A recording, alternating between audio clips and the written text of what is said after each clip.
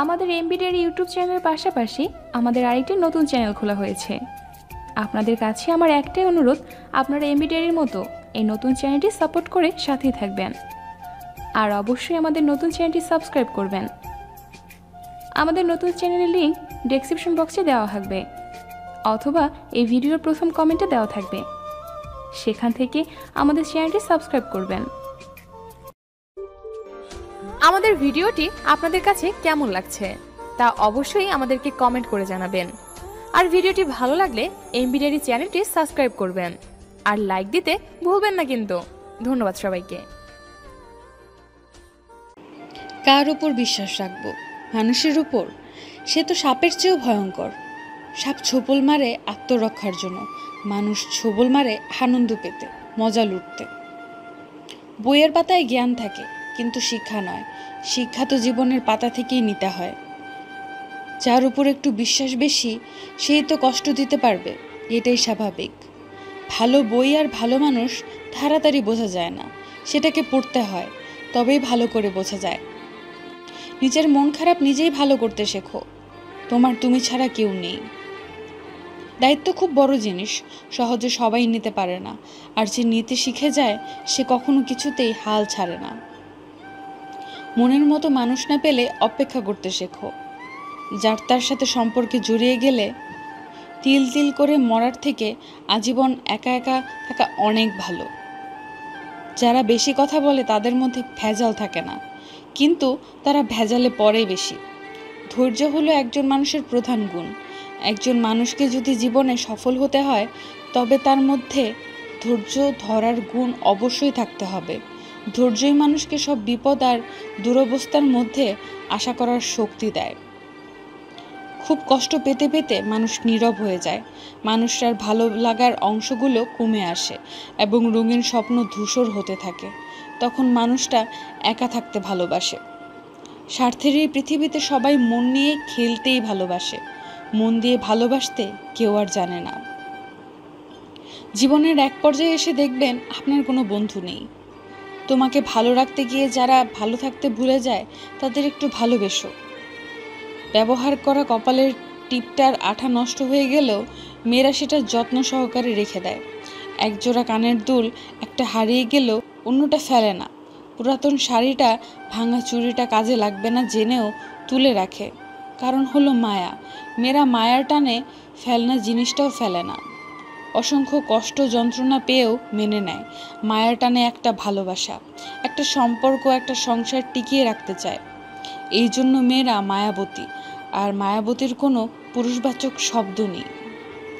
ভালোবাসনি কাউকে, ভালোবেসে দেখো, সব রকম কষ্ট সহ্য করতে শিখে যাবে।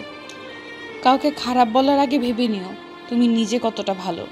ডিপ্রেশন শুধু প্রেমের কারণেই হয় না, মাঝে মধ্যে প্রিয় মানুষদের হারানোর ভয়, ফ্যামিলির চাপ, টাকা পয়সার চাপ, ক্যারিয়ারের চিন্তা, একাকিত্ব, ভবিষ্যৎ ভাবনা নিয়েও হয়। হতে পারি আমি সবার অপ্রিয়, কিন্তু কখনো কারো ক্ষতি চাইনি। কিছু ব্যবহার মনে দাগ কেটে যায়। মাঝে মাঝে খেয়াল করবেন, আপনি কল্পনাতে যেটা ভাবছেন সেটা হচ্ছে আমাদের চোখের সামনে। কিছু কিছু ব্যাপার এমনভাবে ঘটে যেগুলো মনে হবে কোথায় যেন দেখেছিলাম, হয়তো স্বপ্নে, নয়তো কল্পনাতে। একা আছি, ভালো আছি, এই দুমুখো মানুষের মাঝে। সুখে থাকার দুটো পদ্ধতি: পরিস্থিতিকে বদলে দাও, নয়তো পরিস্থিতিকে বুঝে নিজেকে বদলে নাও।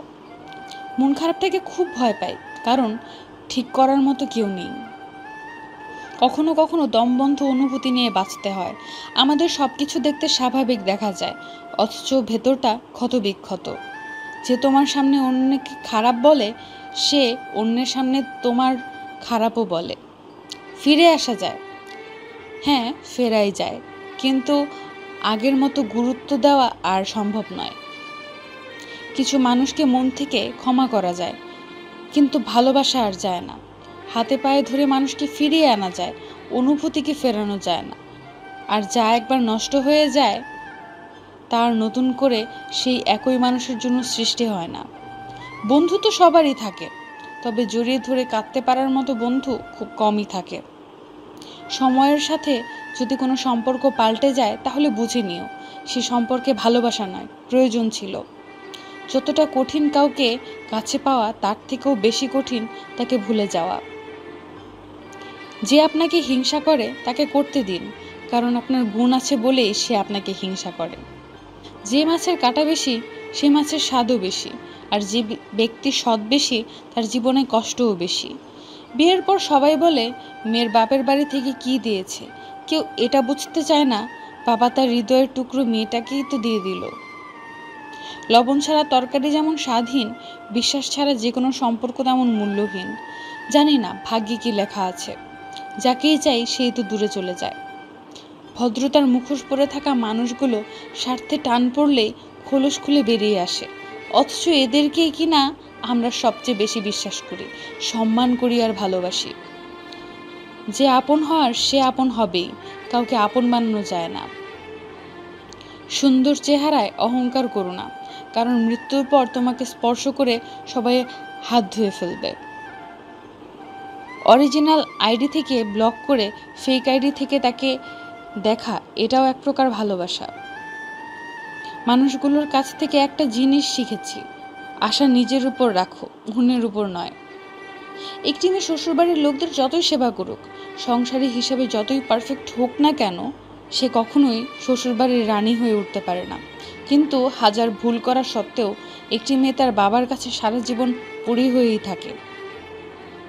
একটা সময়ের পর কারো কাছে নিজেকে স্বচ্ছ প্রমাণ করতে ইচ্ছে করে না। যা ইচ্ছা ভাবুক, যা ইচ্ছা বলুক, কিছুই যায় আসে না। I don't care. জীবনে অনেক সমস্যা, অনেক ইচ্ছা, এই সমস্যার মধ্যে দিয়েও যে মানুষটি সব ইচ্ছা পূরণ করে, সব সমস্যার সমাধান করে এবং ছোটবেলার সমস্ত বাহানা আবদারকেও পূরণ করে, সে হলো বাবা। প্রতিষ্ঠিত হলে সবাই পাশে থাকবে, কিন্তু প্রতিষ্ঠিত হতে কেউ সাহায্য করবে না।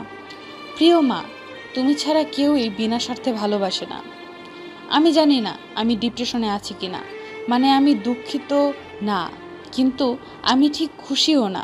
আমি হাসতে পারি, হাসাতে পারি, আর সারাদিন মুখে হাসি নিয়ে থাকতে পারি, কিন্তু কখনো কখনো যখন রাতে একা একা থাকি, আমি অনুভূতিহীন হয়ে যাই।